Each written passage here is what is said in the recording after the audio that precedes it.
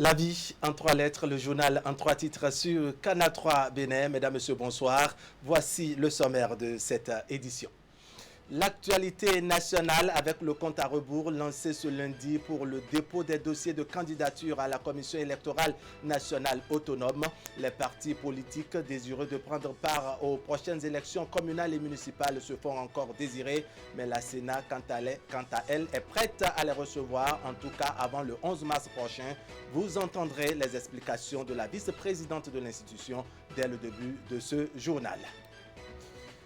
Et puis, cette clarification du président du COS-LEPI relative à l'arrêté du ministre de l'Intérieur définissant les pièces permettant aux électeurs de justifier de leur identité. Il s'agit tout simplement de l'application des dispositions du code électoral en vigueur au Bénin. Jérémy Adomaou mettra fin à cette vaine polémique dans un instant. À suivre également le compte rendu de cette initiative humanitaire de Care International Bénin-Togo, l'institution qui a consacré le mois de mars à la femme a fait appel aux partenaires pour des séances de dons de sang, un geste qui vise à sauver des vies, nous dirons Ulrich Gaba et Henri Ganti. Voilà pour le sommaire. Bienvenue. Bonsoir à tous. Les partis politiques désireux de prendre part aux élections communales du 17 mai prochain sont attendus à partir de ce lundi à la Sénat pour le dépôt des dossiers de candidature. Mais aucun d'entre eux n'a été aperçu au siège de l'institution ce matin. Mais la Sénat rassure des dispositions prises pour des formalités, des dispositions prises pour que les formalités se déroulent dans de bonnes conditions. La vice-présidente Geneviève Boko-Nadjo s'est confiée à la presse à cet effet. Je vous invite à présent d'écouter ces explications. Vous savez que c'est la coutume ici que les partis politiques attendent toujours la dernière minute. Ce sera le 11 mars, peut-être aux environs de 22 heures pour les tout premiers, jusqu'à 0 heure pour les tout derniers à venir déposer les dossiers. Donc ça ne nous étonne pas de ne pas voir grand monde ici. Peut-être qu'il y en aura un, on ne sait jamais. Ce sera l'exception qui confirme la règle, qui viendra aujourd'hui pour déposer sa déclaration de candidature, mais nous sommes convaincus que nous ne les verrons que dans la journée du 10. Et ce n'est pas pour autant qu'on n'a pas mis déjà en place tout notre arsenal pour pouvoir les recevoir. À la différence de ce que nous faisions par le passé, cette fois-ci, la loi exige que les candidats soient présentés dans chacune des circonscriptions électorales, ce qui nous fait plus de 45 000 dossiers à examiner. Dans chacun des 10 dossiers, nous aurons à vérifier la complétude des pièces. Au nombre des pièces, je l'ai déjà dit, il y a 8 pièces essentielles par candidat et il y a 2 pièces principales pour le parti. Donc il faudra vérifier la complétude de chacune de ces pièces et dans un second temps vérifier maintenant la régularité de ces pièces-là. Donc ça fait beaucoup de travail, ça fait une masse énorme de travail. Pour ce faire, on ne pouvait pas se satisfaire de nos cadres. On a dû faire appel à ce que nous appelons actuellement les agents à la vérification de la complétude et à l'étude des dossiers de candidature. Je l'ai dit, ils sont près de 200, ils ont été formés. Et pour le moment, nous savons que ça ne va pas être la ruée vers la Sénat, donc nous aurons juste 2 équipes qui seront en place du 2 au 11, mais à partir du 11, il y aura 16 équipes. En tout et pour tout, 16 équipes qui seront positionnées. Ils vont travailler sans désemparer 24 heures sur 24. Ce sera des périodes de 12 heures sur 12. L'équipe qui est en place travaille 12 heures d'affilée et automatiquement remplacée par une autre équipe, ainsi de suite, jusqu'à ce que l'on finisse d'examiner tous les dossiers. Nous attendons, tel que prévu par le ministère de l'Intérieur, 12 partis politiques. Donc véritablement tout est mis en place pour que le travail soit fait dans les règles de l'art comme nous savons si bien le faire ici à la Sénat. On va à présent faire une incursion dans les états-majors des partis politiques pour voir comment se vit et se prépare ce moment de composition des dossiers. Siongbon Kani Siongbon nous parle de course contre la montre. Son équipe de reportage a sillonné les coulisses de mouvements populaires de libération MPL, Force Cori pour un Bénin émergent FCBE et bien d'autres partis politiques. Reportage. À 2 mois environ des communales, les états-majors des partis politiques légalement reconnus s'activent pour déposer les dossiers de candidature. au Bloc républicain, au Mouvement populaire de libération, à l'Union progressiste, chez les forces Kori pour un Bénin émergent, comme au niveau de Noël Bénin, ils y veillent avec tout un arsenal. L'ouverture du dépôt a commencé ce lundi 2 mars à la Sénat et au niveau de chaque état-major, l'essentiel est en train d'être fait pour tenir dans le temps. De toute façon, on déposera ces dossiers à bonne date. Nous sommes en train de faire les derniers réglages. Vous savez que quand il s'agit de positionnement, il y a toujours des arbitrages à faire. C'est à cette étape que nous sommes. Mais nous activons pour être dans les délais et pour bien évidemment déposer nos dossiers à la Sénat conformément au calendrier. L'état-major est au grand complet. Nous sommes sortis de la crise et nous l'avons conjugué au passé. Aujourd'hui, vous avez tous les protagonistes qui sont sur la même table et de la même voie. Nous sommes en train d'établir la liste des 3630 candidats potentiels au nom de notre formation politique, la FCBE. Au niveau de l'Union progressiste et de Noël Bénin, les explications reçues montrent que les choses avancent très vite. Les dossiers sont fin prêts, sauf quelques réglages pour les valider. La Sénat a saisi les différents partis et nous sommes à pied d'œuvre depuis quelques 2-3 semaines. Nous avons globalement 3 niveaux de contrôle de nos dossiers. Il y a au niveau des communes où les candidatures ont été retenues, au niveau des départements où des arbitrages ont été effectués et au niveau national où, disons, la décision définitive est prise. Et par rapport au dossier de façon concrète, il y a donc le niveau de commune où on fait un premier contrôle des dossiers, la complétude du dossier d'abord, la conformité des pièces aux exigences de la loi. Nous sommes largement au-dessus des 3630 dossiers parce que jusqu'à la minute où je vous parle, nous sommes en train de boucler la phase de candidat à la candidature. Donc, tous les militants de Moël Bénin qui souhaitent candidater pour ces élections-là ont exprimé leur intention. Maintenant, l'étape suivante qui va nous conduire jusqu'au dépôt, c'est l'étape de sélection des candidats. Donc, voilà, les candidats sont là, c'est les meilleurs que nous allons retenir pour porter les couleurs de Moël Bénin le 17 mai prochain. Dans l'ensemble, les partis politiques ne perdent pas le temps et chacun va à son rythme pour ne pas rater le rendez-vous des communales et municipales. Clarification du président du Conseil d'orientation et de supervision de la liste électorale permanente informatisée au sujet de la vaine polémique autour de l'arrêté du ministre de l'Intérieur. Cet arrêté, bien entendu, définit les pièces permettant aux électeurs de justifier de leur identité au moment du vote. Eh bien, il n'en est rien selon Jérémy Adomaou. Ceci n'est que la mise en œuvre pratique d'une disposition du code électoral et contrairement à ce que l'on dit, seuls les inscrits sur la liste électorale sont concernés. Jérémy Adomaou s'est prononcé au micro Canal 3 Bénin de Nagui Balagbe. On va l'écouter. Le code électoral est clair. Le code stipule dans son article 113 qu'à son entrée, je cite, à son entrée dans le poste de vote, l'électeur présente sa pièce d'identification et fait constater son inscription sur la liste électorale. Ça veut dire que d'abord, le citoyen doit être électeur, donc inscrit sur la liste électorale. Mais une fois que le citoyen est déjà sur la liste électorale le jour du vote, ce n'est pas nécessairement la carte d'électeur que le citoyen va présenter pour avoir accès au poste de vote, mais une carte d'identification. Donc le ministre n'a fait que sortir l'arrêté qui précise ce qu'on peut comprendre par carte d'identification ou les cartes qu'on peut considérer comme carte d'identification. Il a cité la carte nationale d'identité, le passeport, le permis de conduire, les cartes professionnelles pour certaines catégories, les militaires et autres. Et donc, cela veut dire que le jour du vote, si je me porte vers mon poste de vote, il suffit, une fois que je suis déjà sur la liste électorale, il suffit que je présente une de ces pièces-là qui montre clairement mon identité, que c'est telle personne qui est venue et qui est sur la liste pour que les gens puissent vérifier et s'assurer que la personne est sur la liste électorale et l'autoriser à voter. Donc c'est dans ce sens qu'il faut comprendre l'arrêté du ministre. Et si tu as la carte d'électeur, c'est bien, ça fait partie des cartes d'identification parce que ça permet de savoir que c'est telle personne qui est venue au poste de vote.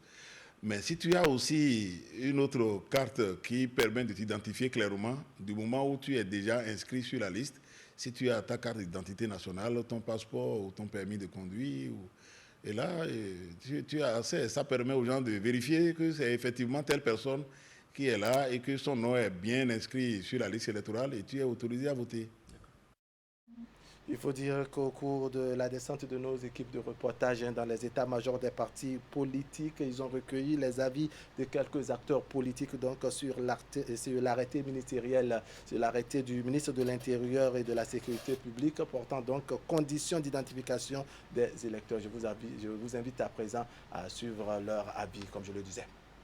C'est une décision que nous accueillons favorablement et c'est une décision qui rentre en ligne de compte de tout ce que le gouvernement du président Patrice Talon fait pour rendre ces élections les plus inclusives possibles.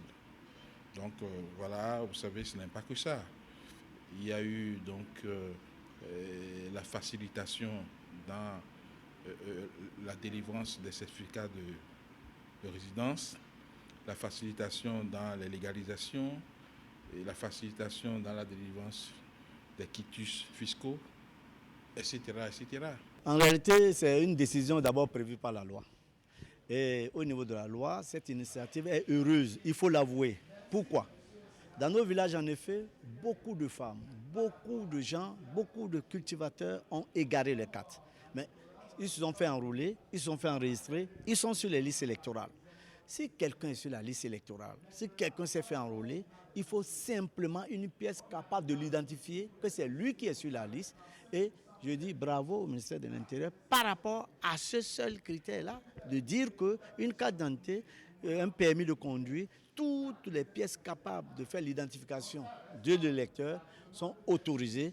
Ça a un vrai ouf de soulagement pour ceux qui ont perdu leur carte. Et en utilisant la formule pièce d'identification au niveau de la loi, ça permet, et je dois me réjouir de ce que le ministère de l'Intérieur a donné un contenu à la formule pièce d'identification en disant on pourrait utiliser telle pièce comme pièce d'identification. Autrement, au niveau des bureaux de vote et autres, des postes de vote et autres, les gens pourraient être amenés à dire non, c'est absolument la carte l'EPI qui est nécessaire. Vous savez, la carte l'EPI que nous avons depuis une dizaine d'années, c'est la dernière fois qu'on va l'utiliser parce que ça fait 10 ans, et ce que la loi a eu à dire aussi. Donc, il y a beaucoup qui ont eu les cartes, mais qui les ont perdues. Au lieu de perdre du temps à fabriquer de nouvelles cartes pour quelques mois ou pour une seule élection, je pense que les législateurs ont été bien inspirés de mettre pièce d'identification et le ministère de l'Intérieur a été bien inspiré de nous donner des précisions sur les documents qu'on pourrait appeler pièces d'identification. Présentation et lancement ce week-end de la deuxième édition de l'ouvrage Constitution béninoise commentée du professeur Ibrahim David Salami. L'événement a réuni plusieurs grands noms du droit constitutionnel autour d'une mini-journée de réflexion qui va aboutir à 2 communications portant notamment sur le rôle de l'intellectuel en politique. On fait le point avec Nagui Balagbe. Un ouvrage, La Constitution commentée du Bénin, deuxième édition, et autour la plupart des grandes figures du droit constitutionnel africain. Sa présentation et son lancement ont donné lieu à toute une mini-journée d'études qui se fera en 3 grands moments. Ibrahim David Salami d'amener ses pairs à s'interroger sur le rôle qui peut bien être celui de l'intellectuel en politique. Mais avant, c'est à une présentation détaillée de l'ouvrage que l'auditoire a eu droit. Le commentaire introductif de l'ouvrage est composé de 7 parties qui portent respectivement, première partie, sur un peu d'histoire constitutionnelle, deuxième partie, les tentatives de révision, troisième partie, la transformation de l'essai, 4e partie, les principales innovations. 5e partie, les autres innovations. 6e partie, les lacunes révélées. Et enfin, la 7e partie qui porte sur l'analyse politique globale de la révision du 1er novembre 2019. Si l'ouvrage paraît peu impressionnant au regard de son volume et de son format, il est dense dans les idées qu'il véhicule. Et alors, le spécialiste de la Constitution que je suis offre sa doctrine et sa lecture de la Constitution révisée.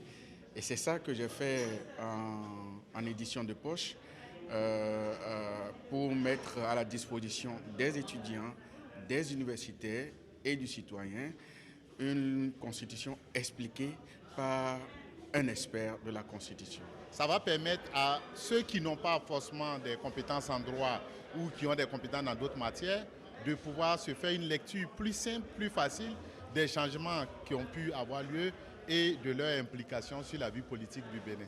Parlant justement d'idées, il en a fusé un certain nombre à cette rencontre d'échanges, entre autres, sur la place de l'intellectuel en politique, partant notamment de 2 expériences juxtaposées.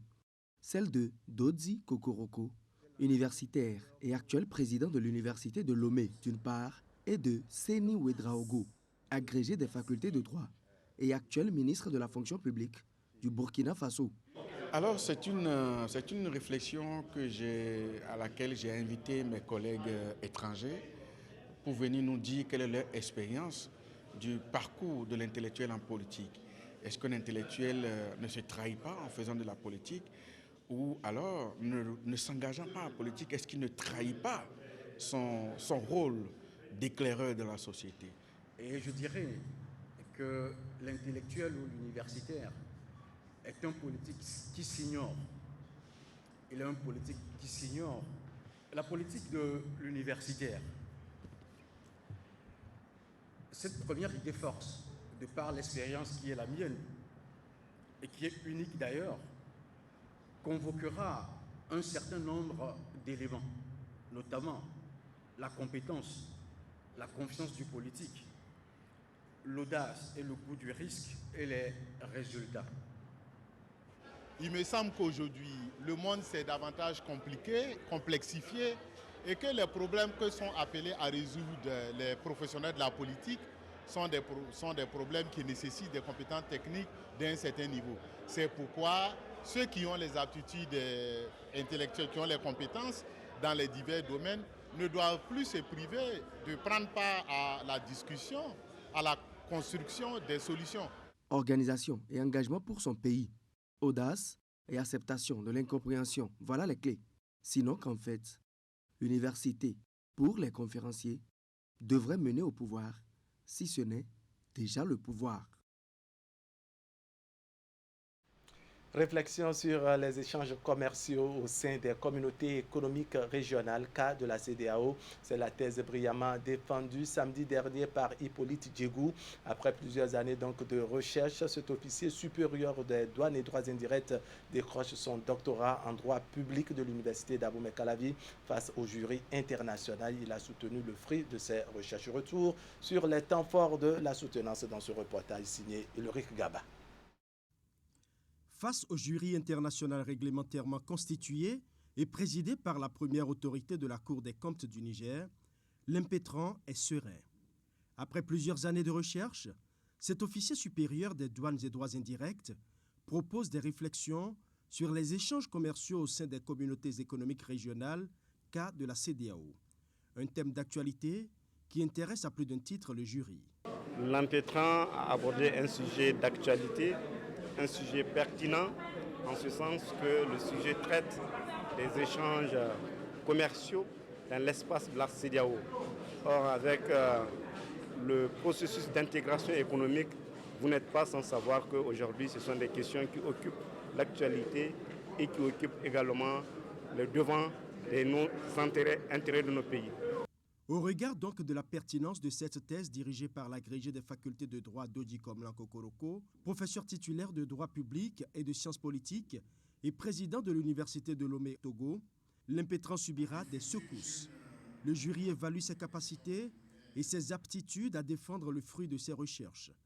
L'impétrant fait ressortir Certains aspects comme l'apport des volontés politiques, la matérialisation de la réglementation des échanges, l'intégration insuffisante des États aux droits de la communauté, l'ouverture vers le marché extérieur fragilisé et l'indispensable intégration monétaire et financière. Après plusieurs heures d'échanges, le jury délibère. Le jury a décidé de vous conférer le grade de docteur en droit de l'Université d'Abomey Calavi du Bénin.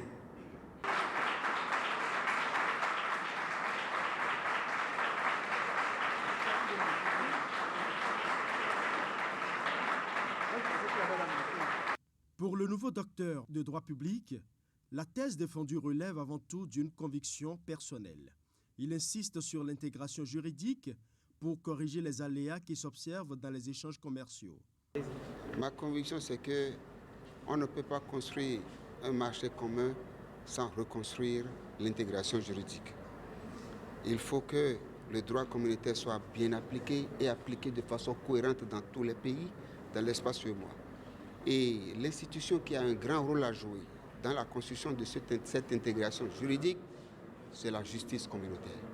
Il faut que ce que je propose, c'est que les pouvoirs publics au niveau régional ou au niveau national fassent confiance à la justice pour la construction de cette intégration juridique. Tout en faisant une ouverture sur la question frontalière qui oppose le Nigeria à ses pays limitrophes, Dr Hippolyte Diagou insiste sur la nécessité de faire désormais confiance à la justice communautaire.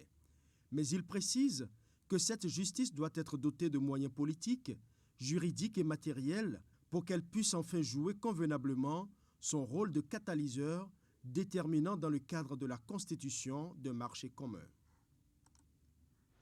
Spécial mois de mars à Caire International Bénin-Togo, l'institution célèbre la femme en initiant une séance de don de sang. Et donc pour la circonstance, Caire International Bénin-Togo a fait appel à tous ses partenaires pour qu'ensemble beaucoup de vies soient sauvées. Une de nos équipes de reportage était sur les lieux à Cotonou et voici son compte rendu.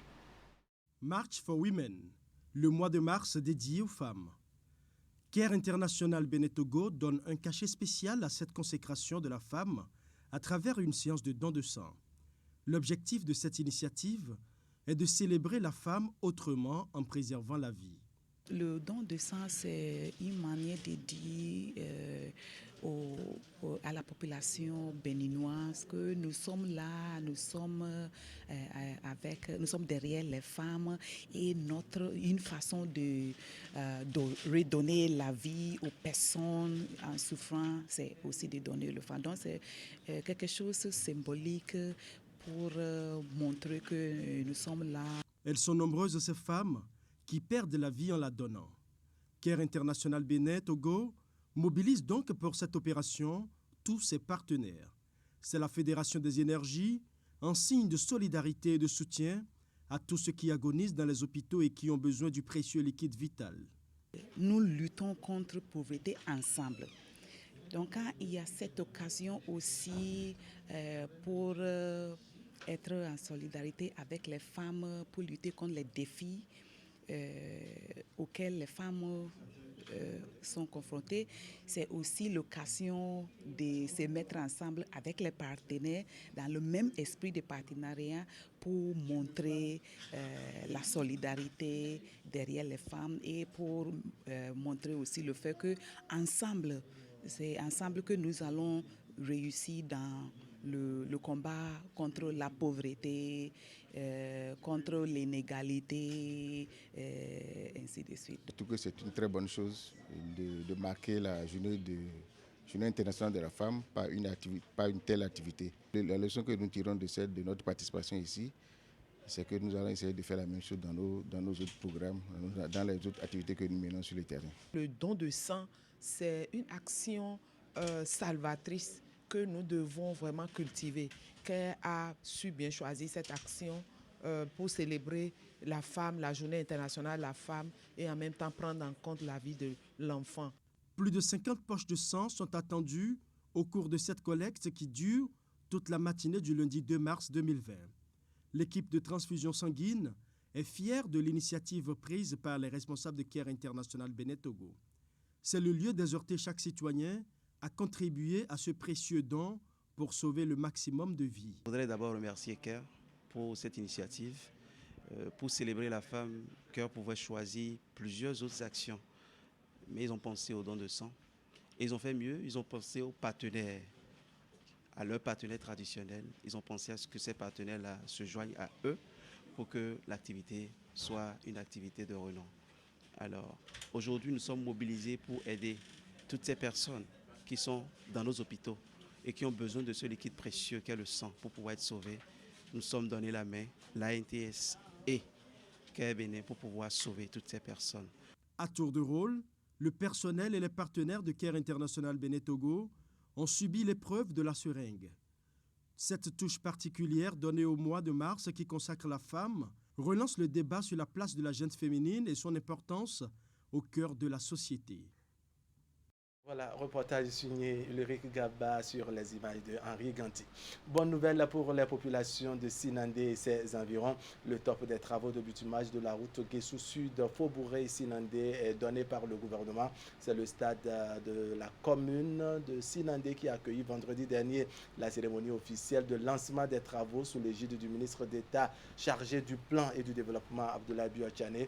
Les travaux seront effectués dans le cadre du partenariat public-privé et vont durer 36 semaines, 36 mois, nous précise René Souglo.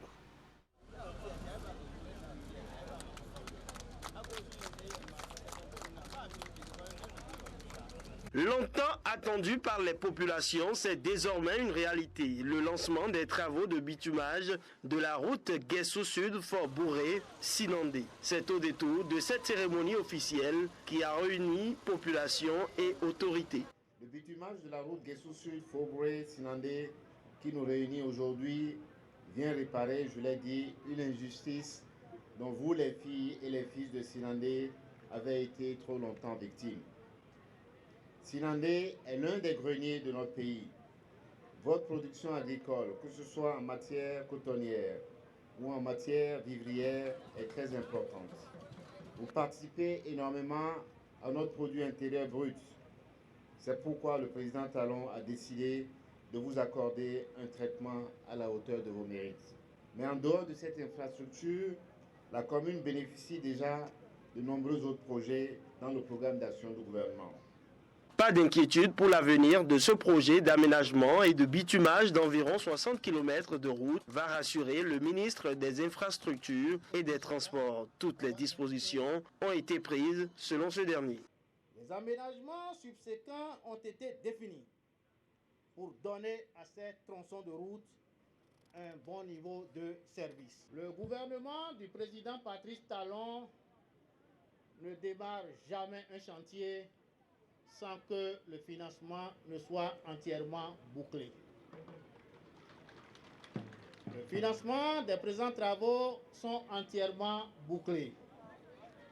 Et les travaux sont confiés à l'entreprise ADOT SAL pour un montant de 59 milliards 856 millions 448 276 francs CFA, toutes tâches comprises. Et le délai d'exécution des travaux sera de 36 mois. Occasion pour les autorités locales de saluer les actions du président Patrice Talon en faveur de leur commune et rappeler le sens des travaux sur la route Guessou Sud, Fort-Bourré-Sinandé. Le moment tant attendu est arrivé. Sinandé sera ainsi révélé au reste du Bénin et du monde. C'est beau tout ça là. C'est du talon. Au soir de son investiture, le 6 avril 2016, son Excellence, le président Patrice Talon, nous a rassuré de l'effectivité de sa promesse de bitumage de notre route comme une confirmation de l'effectivité de sa promesse. Le bitumage de cette route, dont le but est de désenclaver la commune de Sinandé et ses environs, est désormais une réalité tangible. Patrice Talon, merci. La réalisation de cette infrastructure mettra fin au calvaire des populations de cette zone. À l'étape actuelle, il faut plus de 3 heures pour la traverser alors qu'il s'agit seulement d'une route de 60 km. Voilà qui vient mettre un point final à cette édition que je vous remercie d'avoir suivi. Prochain rendez-vous avec moi demain à 19h30. Mais il y a avant as-tu matin, on va feuilleter ensemble les journaux. Voici maintenant la troisième et dernière partie de 90 minutes au Bénin avec Herman Anyambossou. Allez. Merci de nous